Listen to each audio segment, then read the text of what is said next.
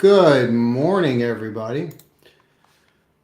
Lot to go over here. Let's jump right into it. So we look at Meta on the weekly, and we'll get into the indexes in a moment here. But if we look at Meta on the weekly, we can see really clearly that we already have an outside week.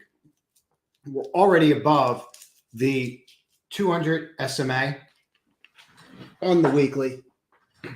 You're down a little bit this morning. It is what it is. You're going to bounce around here. Very light volume day ahead of the Fed. Seeing the same thing happen here with NVIDIA, how NVIDIA is coming in. And I would expect to see the same exact thing. So we'll see how this goes. We'll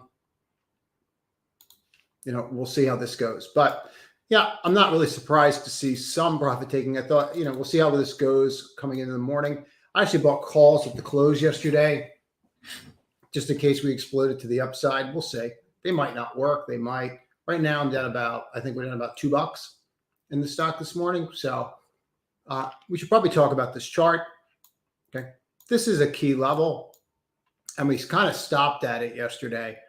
Now, I just want to point out what is probably pretty obvious to everybody. This is the all-time high of the stock. This is where you closed. Okay. You're 16% off the all-time high. All right. So everyone's going to have to start getting their mind out of the quote bear market, and we're taking out the October lows and start looking at what's going on in front of them. Okay. And start trading what's actually happening. I can't be any clearer. Okay. This is what? A 12-week high, a 12. Yeah. I mean, you're over everything, right? Except here. Okay, so it's not 12, it's actually more. How many days are we out or weeks are we out if we take a look at this, right? 38-week high. So I think when you start looking at this, you got to just understand it is what it is, guys. Like you can't keep, looking at this and just expecting that we're just miraculously going to take out the lows. It just doesn't work that way. So keep that in mind when you make decisions. Now, as far as what the Fed's doing tomorrow, you're going to have light volume today. We all know we're going to have light volume today. Okay, that's the day before the Fed. That means breakouts aren't going to be as effective. That's one of the things that we have to watch. AMD has earnings tonight. That's going to be absolutely huge. But let's take a look at just the indexes themselves for a moment and go from there. So this 4,200, and we'll start over so we can say it, is about as clean as you can get for a level. Like it just really does not get any clearer on your level than that. Let me just go and drop it exactly at 4,200 so you can see this. I actually just use this dot right back here. It's actually perfect. So you could see that level right there. Now, at the same time, if you take this level and you take this level and you go all the way across with it, and you just take 4,200, well, you can see the issue here, here, flips resistance, right? And ever since you flipped to resistance back here, that's been it, right? Ever since this, that's been it in June. Now, since then, you're forming a cup, and you should all be able to see this, but let's just pop it in real quick. What I think is going to be quick. All right. So you should be able to see this. And let me pull that down a little bit, make it even better. So you should be able to see this entire curve in the index. Everyone's just going to go on the assumption that we're just going to break down again. I don't know that we're going to break down again. I have an increasing 200-day moving average. My volume is through a cliff. Everybody says sell in May and go away. What are you going to buy? You're just going to go to money market because seasonality tells you that? You have to look at seasonality for what it is. Everyone says sell in May and go away. Seasonality. Okay, is that sell in May and go away if you're in a bear market? If you just went through one of the worst markets of all time, do you sell? How does that look? So you have to look at the context when people say things like this. For our intensive purposes today, our life is super easy, right? Super, super easy, okay? So what we have is we have a really clearly defined level right here, right? very clearly defined level on what's going on. And for me, that means a couple things. I don't really have much to do today except sit back, watch, and wait. That's all I have. You have this 4180 level kind of up here. It seems to be an issue this morning. Now, where do we go if we fall apart? I mean, if we truly fall apart today, where does the market go, right? And if we drill into this and look at that, well, this is pretty obvious, right? Right here, okay? So we're not breaking that, right? So we all can see that level. Okay, well, where does that take us to if we're going to break there? And you start going through these levels and go, well, maybe here. All right, well, 4150, 4160 in that area. Okay, I could see that. And based upon the way that this chart's set up, I would just tell you that when you broke to 4180 to 4160 here, it happened fast. When you bounced off 4160, if you just look at this, you can kind of get a sense of it, right? This happened super fast. That happened super fast. You broke pretty fast, right? So this is a pretty fast area in here. So if we break down here, it's possible to get this 4150, 4160 level pretty quickly. I'm not so sure what that means. In other words, I'm not so sure that that's the end of the world if I drop 50 basis points. Okay. And I don't know why we're going to see some huge sell-off unless we get some earnings or something else that's going to drive us down. I don't see that. I see risk to the upside. If I look at how the option market's being skewed right now, that's all I see is risk to the upside for people. And I think we're starting to see some people panic that a little bit. And I do. I think that's why you're seeing names like Meta, Microsoft. I think they're starting to panic just a little bit, like we're on the wrong side of the market. Not crazy panic, but you're starting to see it a little bit, right? I mean, that was a pretty solid move we had yesterday. Let's talk about NQ. Okay, so here's NQ. And we can see that level very, very clearly right at that, right? I mean, it doesn't really get much clearer than that, okay? So there's our level. Now, what does that mean? Well, already, right, we see this. Hopefully we see this, okay? And you can see your downward trend already. So is that what we have in store today? I have no idea. I'll tell you this. If you were shorting yesterday on the breaks, you had a really bad day. Okay. If you were shorting yesterday, you had a really bad day. Okay. Unless you caught the 230 move, right? Unless you caught this. Other than that, shorting did not really work that well. Okay, it comes down, looks like it's going to break, takes out the low, rips you higher. Right? Rips you higher. What's it do? Grinds back down. You've gone nowhere. And I just want to point out what I think is pretty obvious to everybody. But okay, if we take a look at the hourly chart, and you know what we'll do here? Let's drill into a 2 hour because that'll save us a little bit of time. Okay, where are we at? Well, we're not at the low end of the market going into the Fed meeting. We're at the high end of the market going into the Fed meeting. Okay, look at this on a 4 hour. All right. You're at the high end of the market. There's a reason for that. People are buying, right? They might not feel that way. You might watch the market come in. You know, NVIDIA could drop $5 today. Who cares, right? I mean, it doesn't really matter in the grand scheme of things.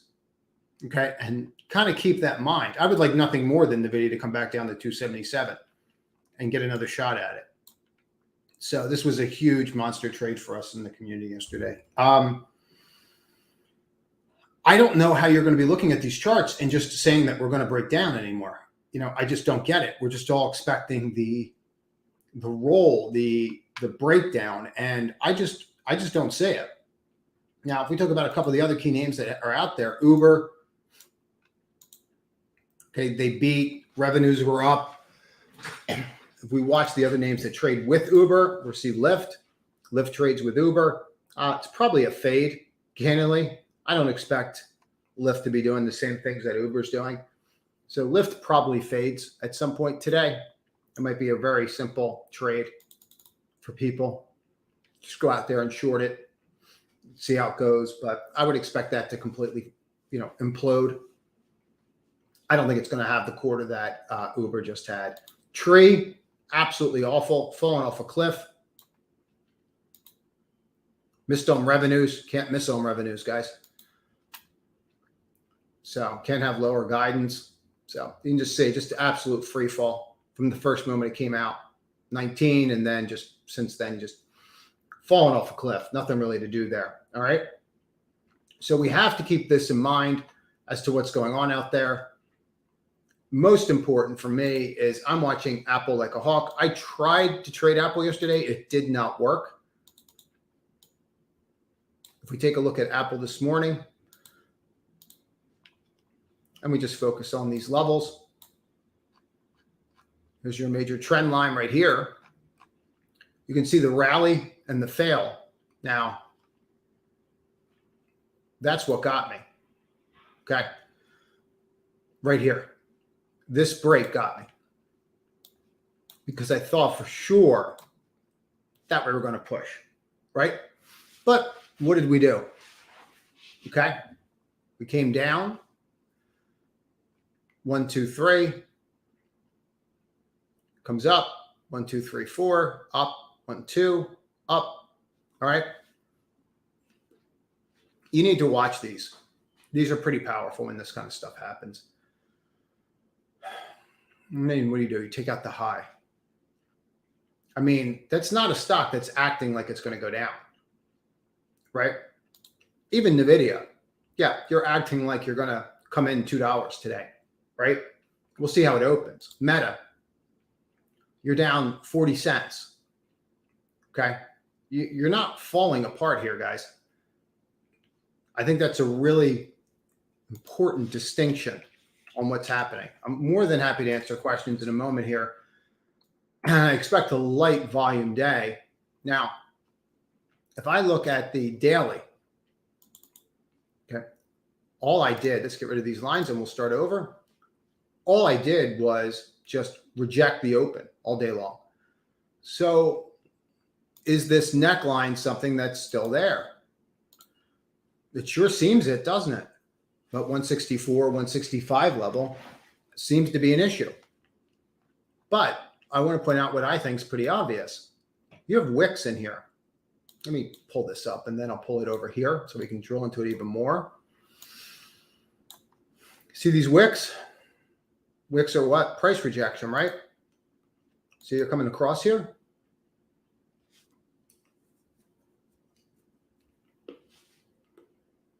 Really hard to get bearish there. Okay. So just FYI, it's really hard for me to get bearish there. So that's really what I want to go over. I think people are grossly underestimating a couple things, in my opinion. Earnings were not bad. Okay. I'm just going to say it so that people get it. Okay. We were expecting a negative 7% decline in quarter-over-quarter earnings. We got a +6 out of 79% of stocks in the S&P that reported already. Okay, so earnings are better than expected. And the Fed cycle's ending. And we have a new theme. If you don't know that name of that theme, it's called AI. Okay? You have a lot of moving parts here. I think the risk is to the upside, but only time's going to tell if I'm right or wrong. So I'm more than happy to take questions and we'll go from there.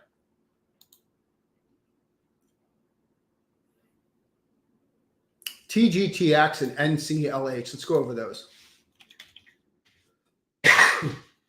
Pardon me. Off will not go away. So, yeah. I guess their earnings are just substantially better than most people had anticipated, and the stock ran up dramatically on that, which is great news.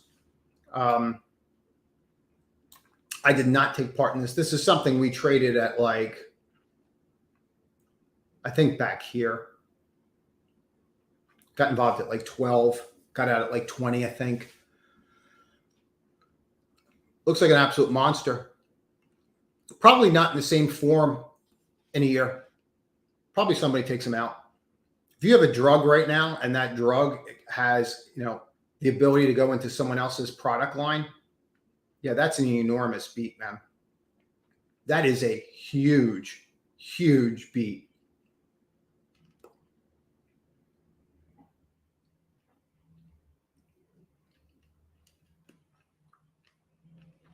I have to listen to this conference call. Was this all based upon, John, I'm asking you, and I'll see the question in a moment. I'll see the answer later, but was this all based upon them selling more of the drug than anticipated?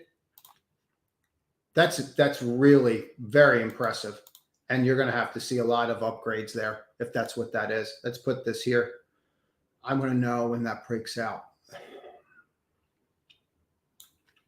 All right, so we'll just put that there so it lets me know, even though it's not exact. Okay.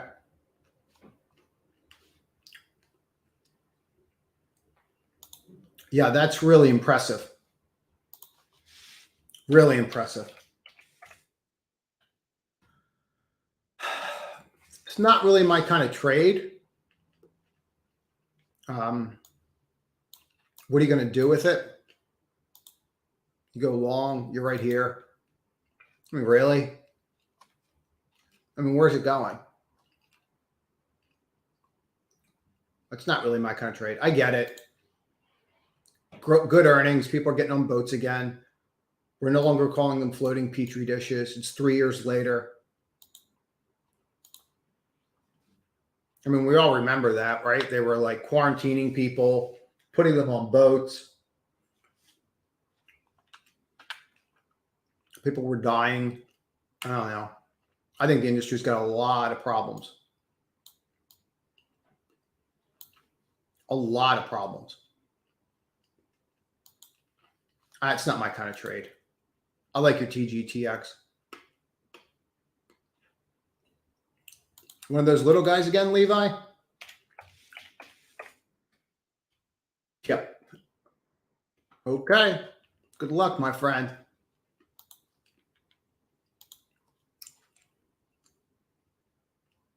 Yeah, I saw this, John. The DGD, this DK. Yeah, I say it. I don't really want to own this going into earnings. Cup, handle, break. I mean, it's textbook. It's beautiful. If you look at it, it's set up exactly like what? It's set up exactly like the S&P. Curling. I mean, there's very little to be negative about this with. This is a really very simple trade here. Look. I mean, here's your cup, right?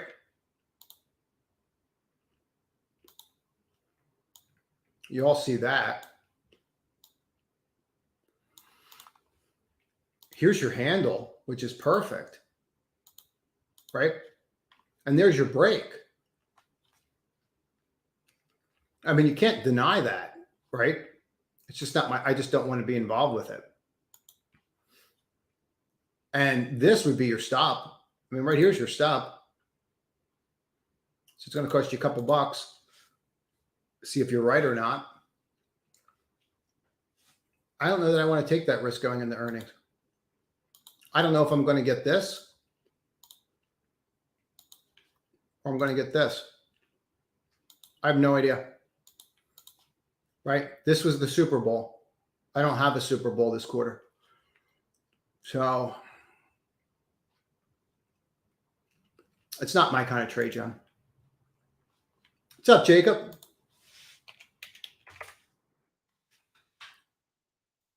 This looks amazing. Absolutely amazing.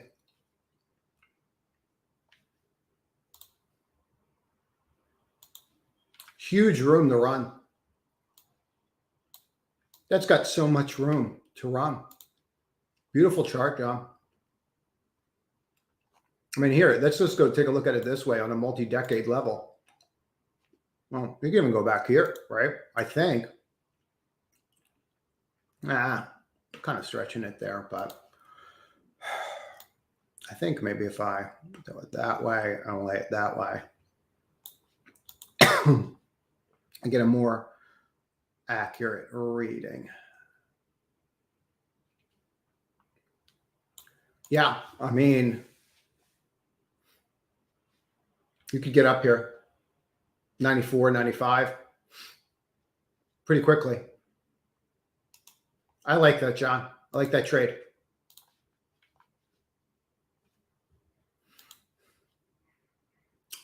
I'm leaning towards shorting Uber. I haven't listened to the call. I'm just telling you where my head is, Cam. It doesn't mean that I'm right. If I'm to look at this, and let's throw it into the extended, Cam. Okay, I see no reason to assume that I'm right in my thought process right now. Right? There's nothing there that's telling me that I'm accurate in my thought process that I want to short. Like yesterday, I don't even remember, I wanted to short SOFI, and I just didn't do it because I had a much larger trade on in NVIDIA, and I was just really focused on that. There's nothing there that's telling me that I need to short that. It's telling me that we're forming a flag. You can't even get down on the bar, right? So if you come here and just look at a fib retracement of that bar, you can't even get to 50%. Okay, you're in that 61.8% range, right? So that tells you have demand. So therefore, it's not something I would be going near on the short side yet. I could be wrong. I don't know if they upgraded their earnings. I didn't listen to the conference call, Cam. I'm going to leave my levels right there and watch. But for me, I think it makes sense to short lift on this. My hope is that lift like spikes up $1 or something on this, and maybe I'll short right into that. If it's up like 10% today, I might just do that. Just short right into it. I mean, the SOFI was just a monster short yesterday. Somebody wants out of this big time.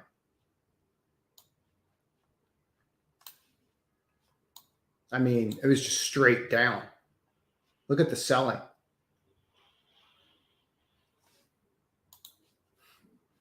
I don't know. I don't know that what I'm doing there, Cam. It looks like it'd be long, not short.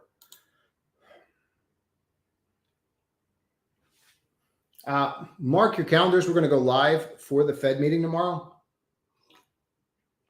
So we will be live for the Fed meeting tomorrow. Thoughts on IWM relative weakness? Where does it lead? Damien, it's a great question, brother. So, when I look at this here, let's talk about this. Give me 1 second, guys.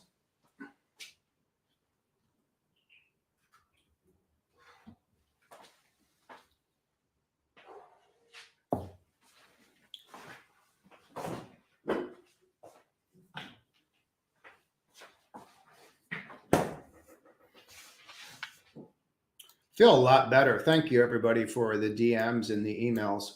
It's really just the damn cough won't go away. So, somewhat frustrating. I'm going to just walk you through my notes here. 16% of it is regional banks.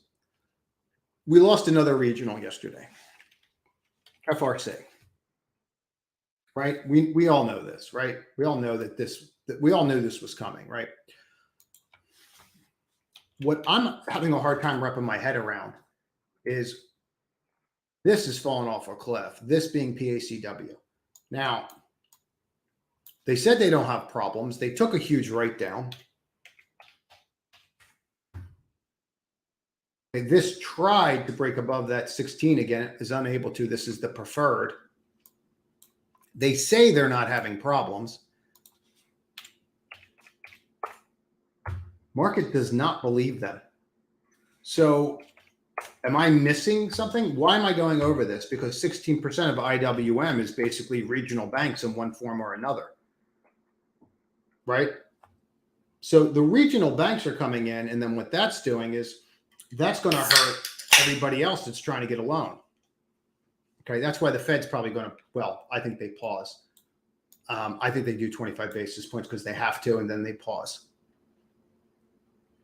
So keep that in mind.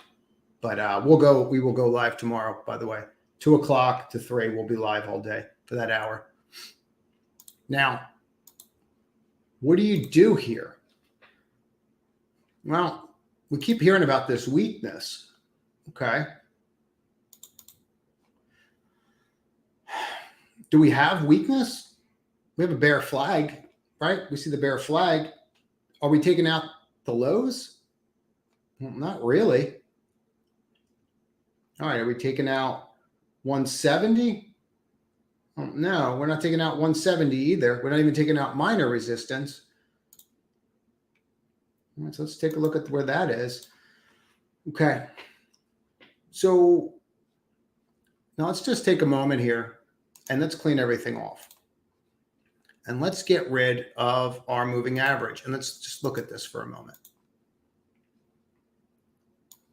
Okay. And there's their high end, 200. And here's our low end. Have you gone anywhere in a year? So you have a regional banking crisis, right?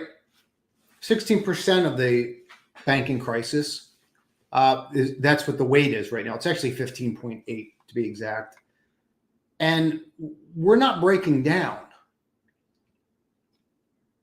That's how I would view this, right? I'm not telling you to go long. Like, let me show you something that's absolutely crazy.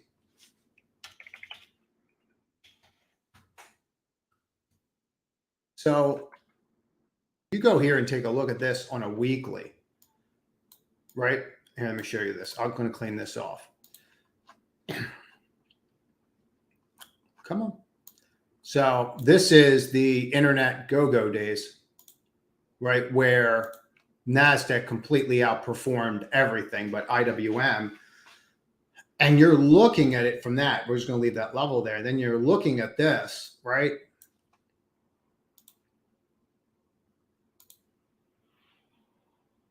Well, I mean, you're setting up to completely outperform here, right? So that doesn't bode well for IWM. Now, let me just show you this again this way through the S&P, right? Because we've been talking about this one for some time as our guide. We want the Nasdaq to lead the S&P, right? That's when we get the most powerful moves. See it? See how you couldn't do it?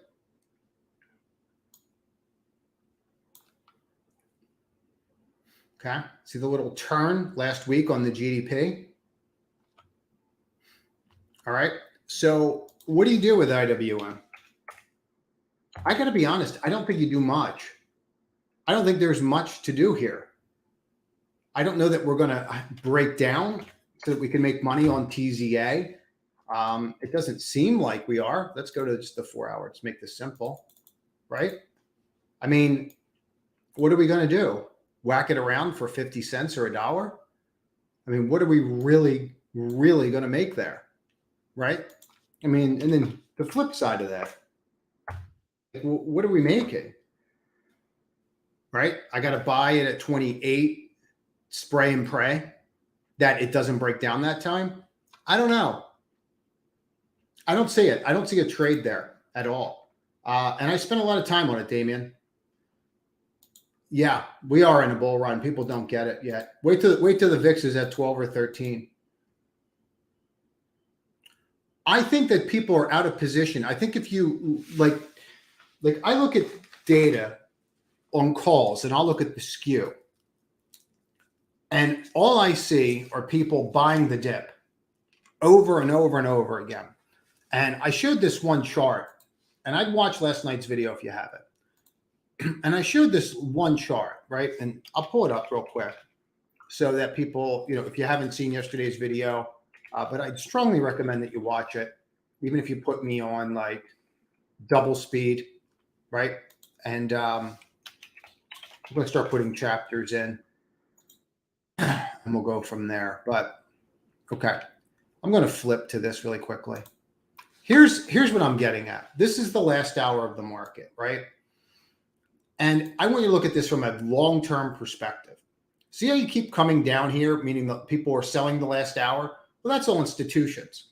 See what happened when it bottomed, right? A couple months later, that was it. Okay. Now what's happening? They're buying the last hour every chance they get. When did that start?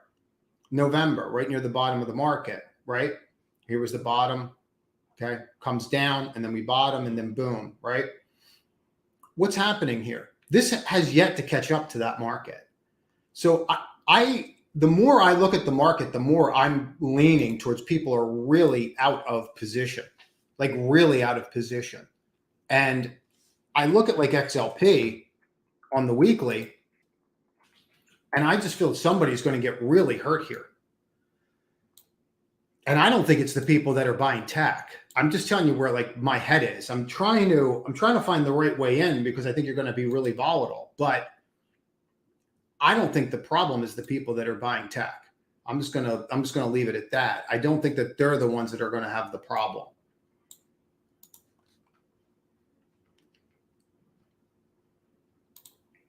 What do you have here? PAVA, Sony. Let's take a look at some of these. Please like the video. Helps greatly with the algorithm. Now, I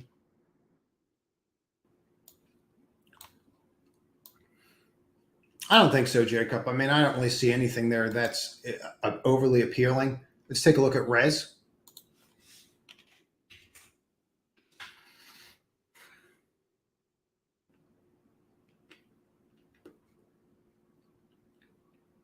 I don't see it.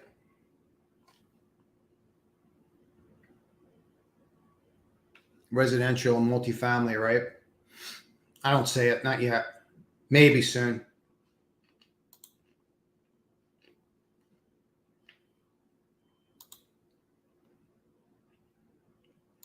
I don't know that that's a sign. I don't know that that's a sign. Like everyone's expecting this rally in XLF, right? All right. Well, JP Morgan won. Okay? JP Morgan's up dramatically from that win, right? JP Morgan closed at 138. JP Morgan is up $3.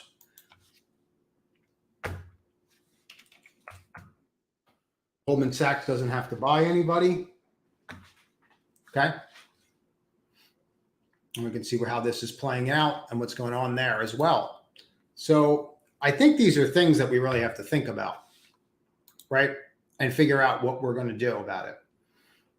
And for me, I don't see this as over yet. I just don't. So I've done quite well with these names. I still am in this one, MTB. I have no interest in doing anything with it. Zero. I am wondering if there's another shoe. Because I thought, pardon me, I thought FRC might be the last shoe. And I'm starting to wonder that I might be wrong. Because of the way that this is trading. I mean, I don't know what the San Francisco Fed's doing out there. I really don't. But this is an absolute disaster. Absolute disaster. SIVB, FRC, I mean, they're all under the San Francisco Fed. I don't know if PAC is, or I don't know if LA has their own Fed. I really don't know that. I think the Fed is 25 basis points and then they pause. There were a lot of signs of continuation in NVIDIA yesterday. Yeah. I mean, there were just a ton. So, but there were times to be concerned with the trade. So for me, even off the open, just candidly, I had a ton of calls here. I didn't like the action. When I started getting all these wicks in here, I didn't like it at all. Doji, doji, doji, broke the doji. I was like, you know what? I'm just going to stay. I'm going to stay out of the way. And I'm just going to let it happen because I had stock.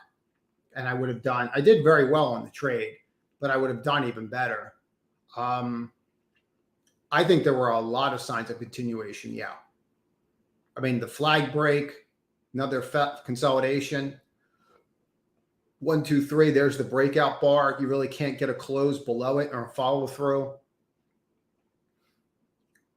You break out, you're watching this level, comes down here, right? 290, retest of the old support, of the old resistance, and it flips it and runs again.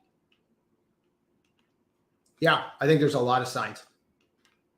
I think if you're looking at this chart, and I said this in Saturday's video, if you're looking, pardon me, if you're looking at that chart, I said this on Saturday, and you don't think that that can rip, like just rip people's faces off, like that could be at the highs in a month or two. Okay. That could be at the highs.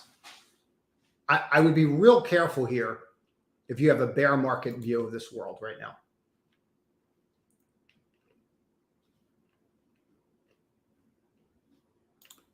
But there were a lot of signs, Ox. I got to be honest with some of these names. Sometimes they're just going to fall apart. Okay, sometimes they're just going to get light volume and they're just going to fall apart. And that's not the worst thing in the world. Because if you can get something like this and take advantage of it and buy it for long term, you're probably going to be fine. But you didn't see it in ELF yet. Now you do have EL coming out with earnings. Okay. And that can drive Alta. All right. So that could be it.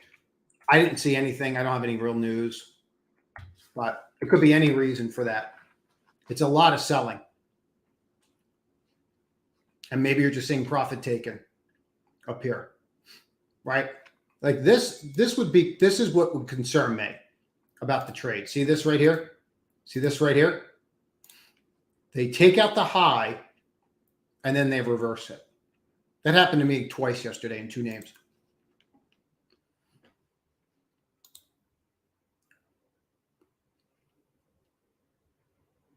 I think I would prefer diversification, Kyle. I would prefer diversification. I'm not getting diversification. I'm not sure that we're going to get diversification at first. I think what we're going to get is these are the leaders. These are the liquid names. Get on board or don't get on board. That's where I think we're going with this. I think that's where we're going with Meta. I think that's where we're going with NVIDIA. Okay. I think that that's where we're heading. Okay. So keep that in mind. That's where my head is. I don't know that the breadth is as big of a problem as we think it is. Okay. I'll show you what I mean by this. I went over this a little bit yesterday. Here we are. These are stocks above the 200-day moving average. Okay. So what I want you to do is just watch this 50 line. All right. So there's your 50 line. And then what we're going to do is I'm just going to mark the spots where we broke above it. I don't know why this thing's going slow. It's starting to annoy me. Okay. And this is where we broke above it. Those three spots right there. Okay. That's when we broke above the 50, right? We were below it and we broke above it. Okay. It means 50% of the names in the S&P are above their 200-day moving average.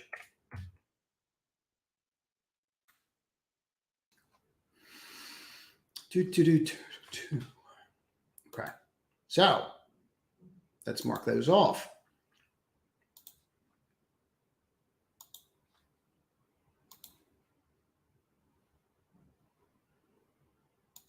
Okay. So what's happened after that? Every single time the market's gone higher. What happened?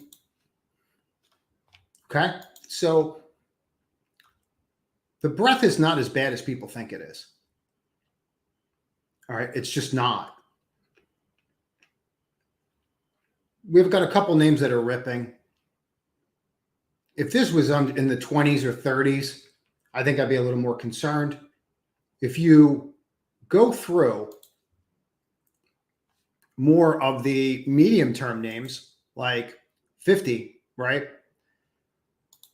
And you take a look at this, like here, well, they're higher than the 53% I just showed you. Then you go, okay, well, 20 days higher, okay? 5 days higher, okay? Well, I'm going in the right direction. So do I really need to be concerned? And I think the answer is no, I don't.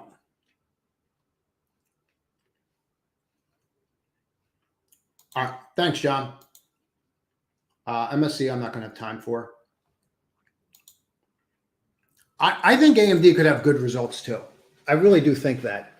I don't know what to do with that information because I don't really play earnings, but I might be playing NVIDIA calls into AMD. So this is something that we owned. We did very well with. Traded here, waited for the secondary, then bought in here for a swing.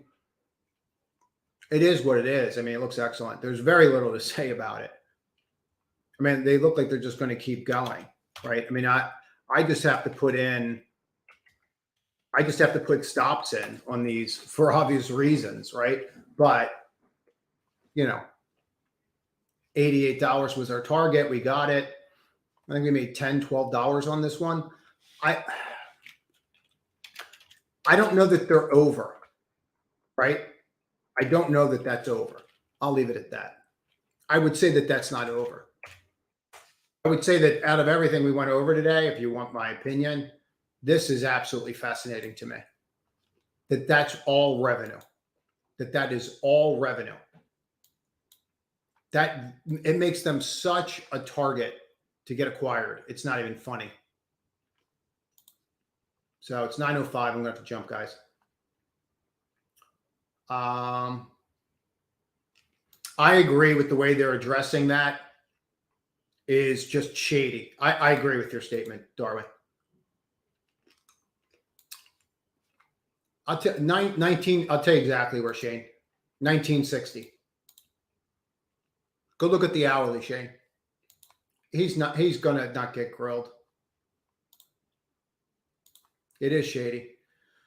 XLP does look scary. Corey, let's go through these. Let's do pan and chop, and then I'm going to have to go. I got to get in the room. I wouldn't go near that. Maybe. But you want to buy that into earnings? I'm long this. I have a decision to make coming into earnings. Okay? I have a decision to make coming into earnings.